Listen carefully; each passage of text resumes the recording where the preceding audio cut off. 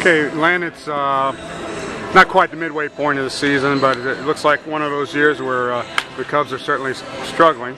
What's it like from a broadcaster standpoint when everything's not going as well as you would like? Well, it's obviously much more fun when you're winning. It makes the broadcast more fun. The crowd's more into it when you're at Wrigley Field, but you know, we can't count on anything happening on the field. The only thing we can do as broadcasters, and I think some people think we can control what happens on the field, but all we can do is make it as informative and as entertaining as possible. And so you always try to have as much material as you need. And sometimes when you have blowout situations, whether your team's ahead or behind, you'll talk about some other things. But it's definitely more fun when you're winning.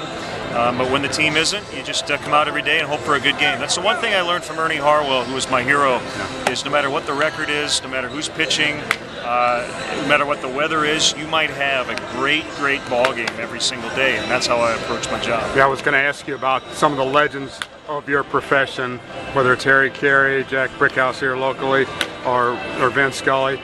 Obviously, they went through a lot of ups and downs during their career, and perhaps the greatest test is how you handle it when the team's not doing that great. I would think so.